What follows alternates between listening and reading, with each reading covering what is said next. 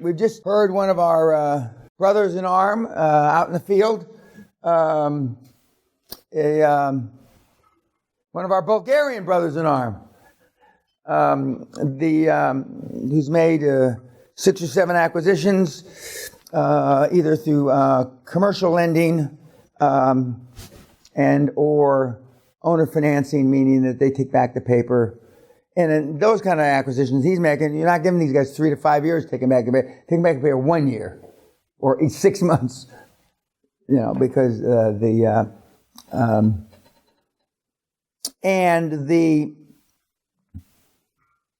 it's as he pointed out, he literally it's a numbers game. I mean, but it's a numbers game whether you're after General Motors or what he's doing. It's still a numbers game. It's a numbers game, and but as he said, it's easy to fall. Well, he didn't say it was easy. He fell off the rail in the beginning because you can be easily influenced. As I've told you today and yesterday, you're easily influenced by when you're recruiting your board members. They got another deal for you because what they want to do is they want to use your energy to do their deal. And that's not the deal. You want them to use their lack of energy to support your deal with their credentials. That's the deal. But they will see energy in you, and over the years, some people leave. They get offered such a great deal that they decide that they'll do the other guy's bidding. That's a choice you'll make when you get to those crossroads. And I often say, we just had a guy leave, a Canadian, now that I think about it, leave. The group was so impressed by him, they made him an offer he thought he couldn't refuse, so he joined him. And that's happened, in the last 5 years, maybe 10 or 15 times. That's fine, but that's a decision you make. That's a decision you make.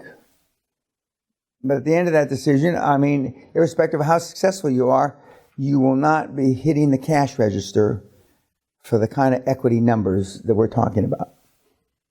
But that doesn't mean you won't walk away with $5 or $10 million. And like I've said 100 million times, you wouldn't know $1 billion if it crawled up your penis or your vagina and came out your mouth. You have no idea. You're just flapping your fucking lips. You have no idea what $10 million in the bank after taxes does to your life. Your little chicken shit, miserable, non-existent lives. So that's why they walk away. And that's fine. I'll be with them. Praise fucking Allah. How much is 10 millions in Bulgarian? The euros in Bulgaria, right? Almost. It is half. Okay. It's 20 million level. Okay, 20 millions. That's a lot of... I used to make a joke when I was in Russia. That's a lot of fucking rubles, or shekels in Israel. Shekels is I don't like the currency, but I like the sound of shekels, and I like the sound of rubles. I don't know why. I like R, I guess. Okay, any comments about Teddy? Get out there and sell somebody, Teddy. You better sell somebody today. I'm going to beat your ass. 2 a week, I told him.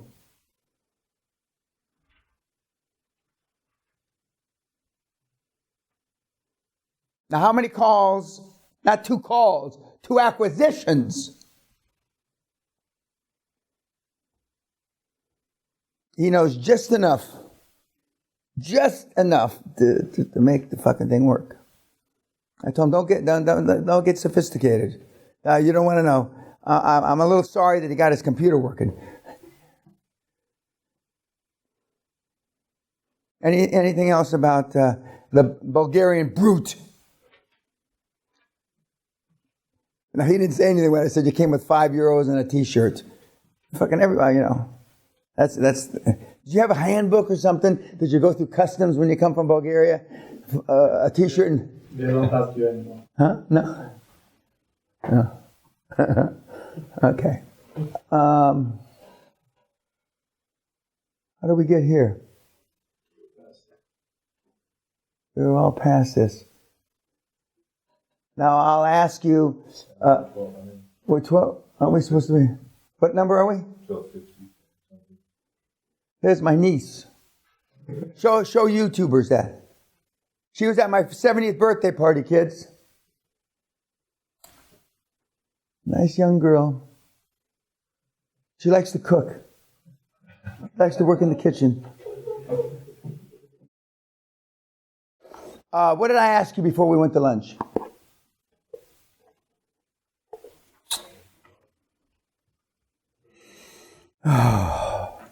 Question was not clear. Oh!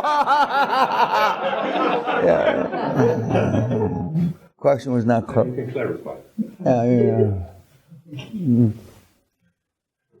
Nobody remembers, right? Okay, well, we'll just wait and see if you remember through the rest of the day. Okay. The great thing about having Teddy talk is he brings us down to the basics. He understands the basics. And his answer about exiting IPO or industry player, but our board will decide and we'll let the market tell us. I mean, right out of the book. Right out of the book. And of course, that's the right answer as well. That's the right answer, as opposed to, finger fucking with it and coming up with some fancy answer that is not applicable. If the Dow's at 30,000, I can tell you, Dow Jones will be making an IPO exit. But we let the market tell us. Will also be based on what has the industry done. What are the multiples of the industry?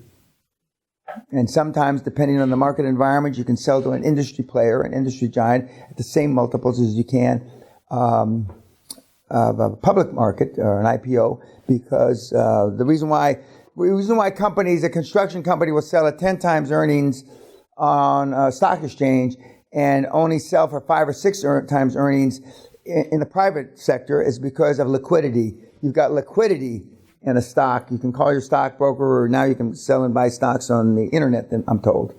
And so that's the difference. And he's buying companies between, if I remember correctly, 3 months revenue and 1 year's revenue. 3 months and 1 year. For the big ones, 1 year. For the wee ones, 1 month. Pretty simple. And he's not factoring in the fact that it's a cash business, because then nobody will sell to anybody. You have to, and because now he's done enough of them, he understands what's reasonable. And how many workers do you have? You got 21. Well, you can do this much work. You got one worker, and you say you're doing that. He knows that's bullshit. They're all cash flow positive. Yeah, they're all. I mean, these are motivated sellers, but not for that reason. Not because because they're old. They want to move on and do something else. It is hard work. They don't want to do it anymore. They don't want to do it anymore. The guy came to this country 15 years ago. He's done this for 15 years, and he's put his kids through school. He's done this, that, and now he wants out. He wants to go back to the fatherland. Some of them do. I don't know why, but they do. And for those of you that are from Bulgaria, you don't know why they want to go back there either. But some of them do. Some of them do.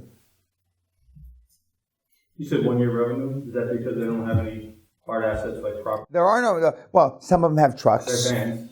Some of them have trucks, brushes and shit and ladders and peanuts. But IT is not any different. Some businesses are strictly service, and you're not going to be buying any assets. And that's when you're trying to buy assets and not companies, because companies, LLCs, things that are incorporated, when you're buying them, you're buying the assets and the liabilities. And the liabilities come along. And even though the liability may not be on the balance sheet, it may be a liability just because it got fucked up and in the recording in 1986. And now somebody comes out, out of the woodwork with a piece of paper, a contract that was overlooked either by accident or even on purpose.